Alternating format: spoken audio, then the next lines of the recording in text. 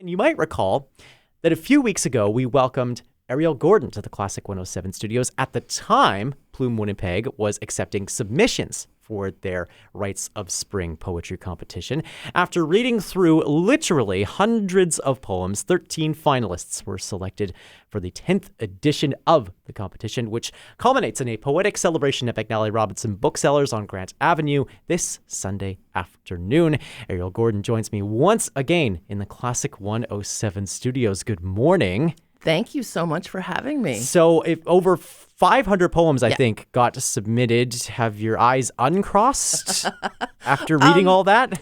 See, I'd much rather have an enormity of poetry and all those choices and all of that reading to do than trying to knit something together from fewer submissions. But we got 104 submissions. It's the most we've ever got. Wow. And if you're counting, right, we said we could have up to 5 poems per submission. So that was as many as 500 poems. Unbelievable work. What, as you're reading through all these poems, what did you notice about the sort of submissions writ large this year? What kind of themes kept cropping up in the work? Maybe what kind of styles were you seeing more of than maybe you noticed in previous years? I think because it was so many people and because this year was unthemed, it was our anniversary present to the poets because they always complained about the themes. Even though we didn't come up with the themes, it was the League of Canadian Poets. But what was nice is that it was just such a wide breadth of our community. So many different kinds of styles, so many different kinds of modes and thoughts and ideas and images. And I really don't think you can track. That was the lovely thing is that there actually, it was everything you could think of. Wow. My favorite way to think about all of that is even though we could only choose 13, those 104 submissions represented hundreds of hours of work of people bent over a laptop or their notebook and just trying to think about how to describe themselves and the world. And that labor is so important for us as people, as individuals, but also as a species. Yeah. I mean, anytime you're not just drifting on your phone or zoned out in front of the television, right? Like where you're actively creating. Oh, I just love that. I love the idea of it. Yeah. Well, that labor from the poets then translates into labor for you and for Plume Winnipeg. How do you even go about the process of selecting these 13 finalists? Well, the way it's worked out the last several years is whoever that year's co-editor is, I say, okay, pick 50 or top 15, have a list of maybes that you're willing to discuss, but pick like a top 15. We get together in person, we debate, literally, like they read their list, I read my list. We see where there are conjunctions where we come together. But then they always have things that I wouldn't have picked and vice versa. And then we convince each other. And do you know how we convince each other? It's not insulting personal remarks. It's we read the poems out loud to each other. Wow. And talk about line breaks and talk about like what's working and what's not working. And it's actually my favorite part because I get to know my co-editor a little bit better. Sure. I get to know the poems better.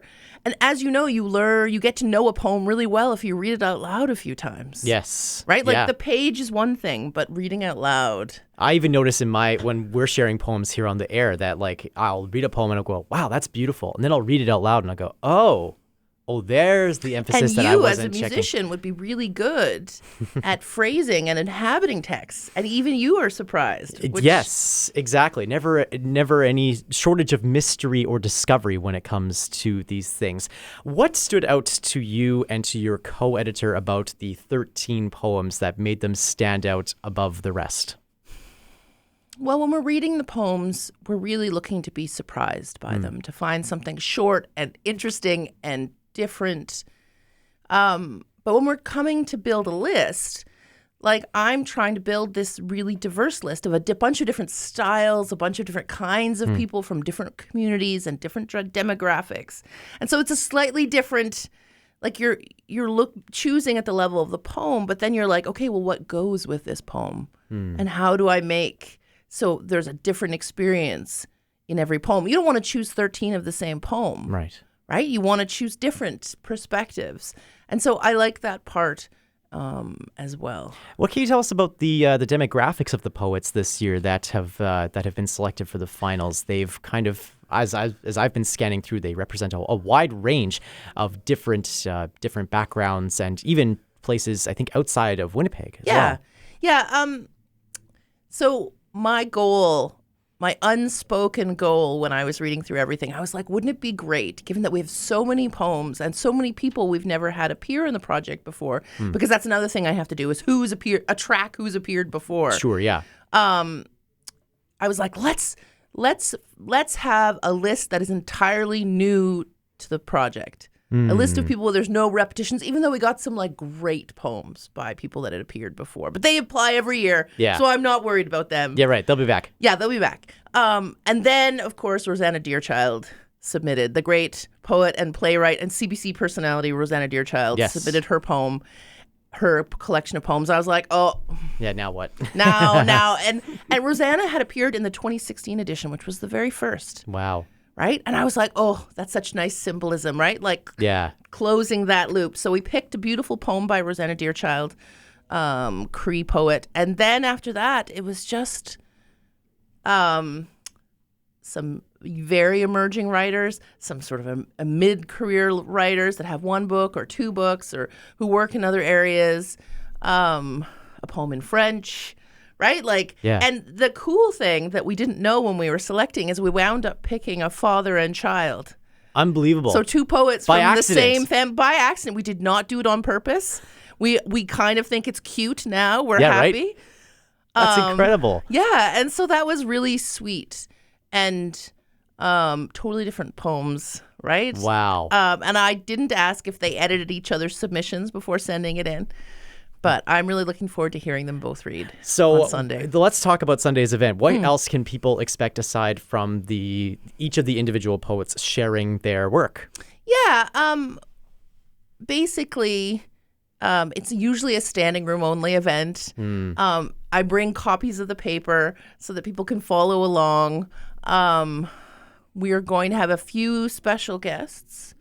Nothing crazy. I was thinking I'd be much more ambitious in my special guestness, but the lovely thing is we're going to have the new poet laureate Jennifer Still, wonderful, come and read, and partly that's because we should have her, but also it's because the Winnipeg Arts Council supported the poets' fees this year, and as you know, it's important to pay the artists. Very important. Yes. Very important. So, and of course, that Poet Laureate initiative is something that the Winnipeg Arts Council drives as well. Yeah. So, I mean, they do lots of great work for artists, and these are two of their sort of poetry things that they do. Yeah. And so we really wanted to recognize that. And aside from that, everybody gets up, they read their poem. I make terrible jokes at the podium. I can't help myself, but I do, and it seems to go over well. One of the things I sometimes do, I don't think I'm going to do it this time because there is the danger of having things be overdone. Sometimes I get the audience heckle me. Oh, come on. Yeah. And then I take a picture from the podium. It makes me so happy. But, maybe it's not just about me this time. Maybe the heckling has had its moment. A little bit of too much rhyme roasting, as it were. Oh, I actually get people, I have to suggest to them because people are so polite. I'm like, one of the things I've suggested is, you call that a poem? Wow. But calling him out. Okay. Yeah. As you now contemplate we talk about that sort of full circle moment over the last 10 years of Rites of Spring. What does this event look like in the next 10 years? In some ways, Rites of Spring is like pregnancy. You go through pregnancy, you have your baby. Yeah. It's harrowing in a good, it's hard on the body, it's hard on your family, it's hard on your relationship, but it's great because you wind up with a baby, and so it's all worth it. This is a great process. I love it, but it's a lot of work. Yeah. And so when it's over, I'm so thankful. And then by the time it comes around again, I'm ready to do it. Just like, a couple years pass, people forget what it's like to have a newborn. And they're like, maybe we should have another. This time will be a breeze. No, we can do it. We did it before. Exactly. But no, I think I'm just going to keep going.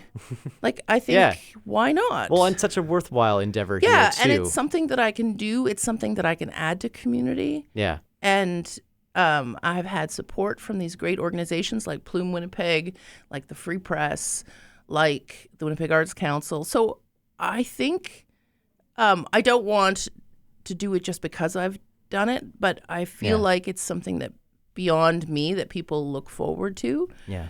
And that they appreciate. And so I can't think of a reason to stop. I mean, it's been 10 years. Let's see how far we can go with it. In the midst of all that, of course, we have another event on the horizon now for Plume Winnipeg. It's at the start of every month. There is the Speaking Crow event. What can people expect on, if I'm doing my math right here, May the 6th? May the 6th. So Nice. it's the first Tuesday of every month. Yes, right. And usually it's a local poet, but this time we are lucky to have Ottawa's Christine McNair with her book Toxemia.